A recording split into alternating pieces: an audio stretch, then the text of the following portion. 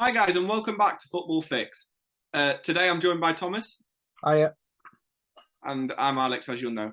Today we're going to be doing the Premier League all-time best 11, and we're each going to be picking who we think is the best player per position of all time for the Premier League. Really, should we well, get yeah, straight in? it's gonna be controversial, but It's going to be controversial. we're gonna rank them now. We're gonna say our teams, and at the end, I want you lot to put in the comments whose team you think is closer to the truth.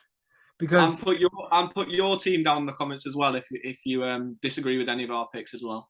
because let's be real, neither of us are gonna get it 100% right, are we? But No without chance. further ado, we're going to goalkeepers. We're gonna line up in a 4-3-3, but the formation doesn't mean much in this 11.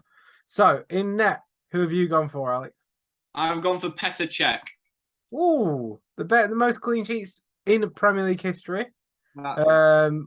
He obviously made his name at Chelsea. That's a good Yeah. shout. I've gone for Edwin van der Sar. Right. Okay.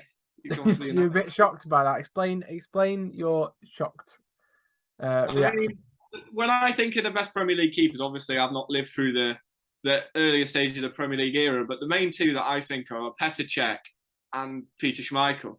So hearing Van der Sar and neither of the two I just said there, it surprised me, but it's no means a bad shout. It's just one that I wouldn't have chosen. So the reason being is I used to watch a lot of football with our granddad, and he absolutely adored Van der Sar. So it's kind of rose tinted glasses, but at the same time, he was an exceptional footballer. Yeah, He was he was just a brilliant goalkeeper overall. He wasn't the best with his feet. He was obviously quite old when he came to the league. I think he yeah, retired from United at 40, but he was just phenomenal. And I can't think of actual ability wise many better. You probably can go check. I think that's a completely fair statement, but for me, Edwin van der Sar takes the cake. All right, perfect. What should we go on to next? Do you want? How should we do it? Should we say a whole back four? Yeah, go for it. Right. So I'll go with mine first. At left back, I've gone Ashley Cole. Well, yeah, And then two centre backs, I've gone John Terry and Rio Ferdinand. yeah. And then right back, I've gone Gary Neville. So So full we've gone for English the back exact four, we've gone for the exact same back four. have we? Yeah, I've gone Gary Neville because he won so much in the Premier League, and this is the Premier Yeah, League all-time 11. Don't think Trent's there yet in terms of the amount yeah, he's won. He might be better ability-wise in Neville because obviously Neville was a grafter.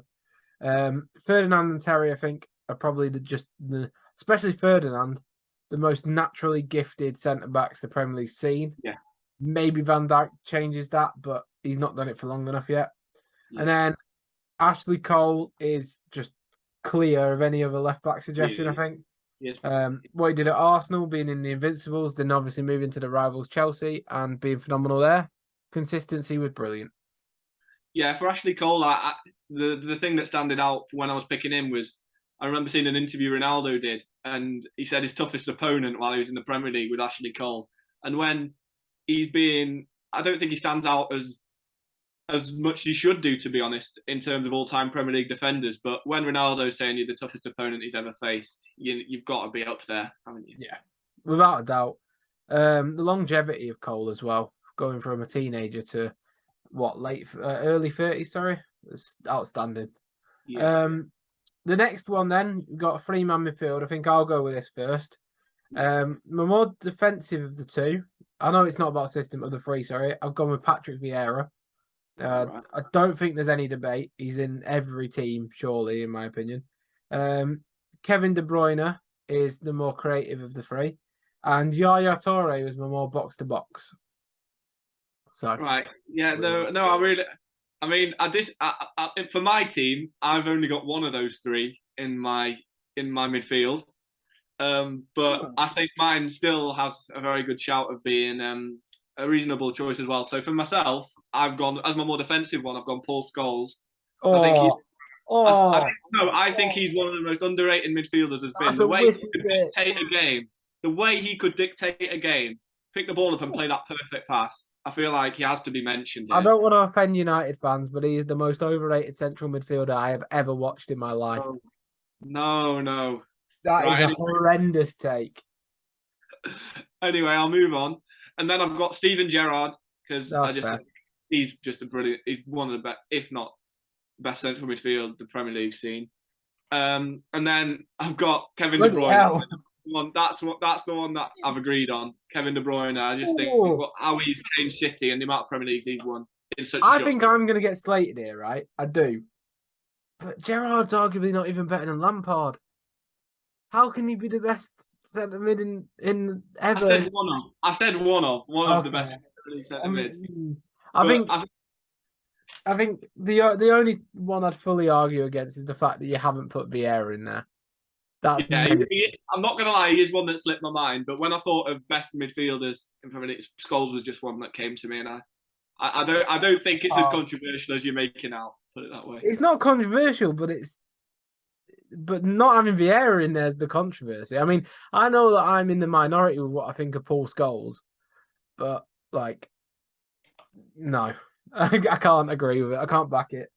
Anyway, going on to the attack, I think this is quite a spicy one, and this has got some bias on my end anyway. So I've gone Salah as one of the attackers.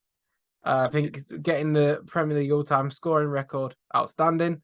Then we've got Thierry Henry, who is my main focal point of attack, even though he's going to play on the wing if you actually want a system sort of thing.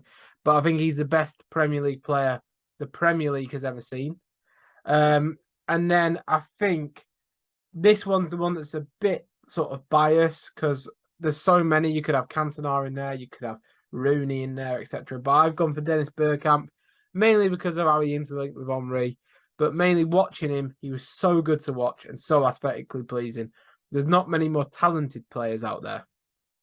Yeah, no, yeah, Dennis Bergkamp, that flick goal that he scored, taking it on the half turn over the defender's head, is just brilliant and played in one of the best. 3 times as well. It's not like it was a fluke. He did it for the Netherlands as well. Yeah, and playing in one of the best Dutch sides there's been.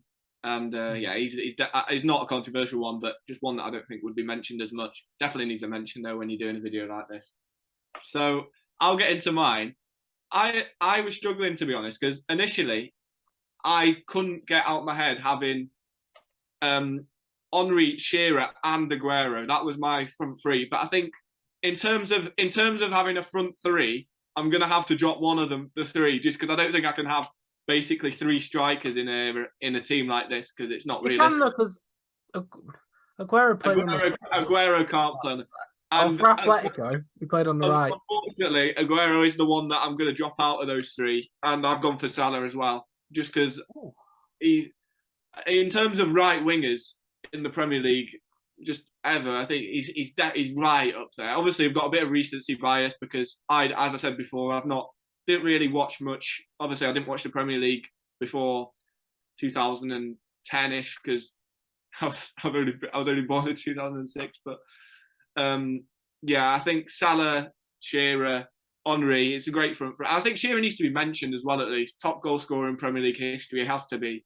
in there. Really. Might not be the most beautiful player to watch, like you say with Bergkamp. Might not be as aesthetically pleasing, but in terms of goal scoring output, he's the best that's been in the Premier League. An outside shout that I think people will be shouting is probably Harry Kane. Yes, the reason I can't put him in personally is a Premier League all-time 11. You need not even that. You need to win the Premier League. Yeah, no, you definitely have to do more than it. Yeah, he's not won a trophy at Spurs. So I mean, Audi Cup. Well, as an Arsenal fan, it's funny, but we'll move on. Manager-wise, who have you gone with? There's only one man, isn't there? It's got to be Sir Alex Ferguson, best manager the Premier League. I've gone Alex Ferguson as well. Obviously, the consistency that he brought to the league.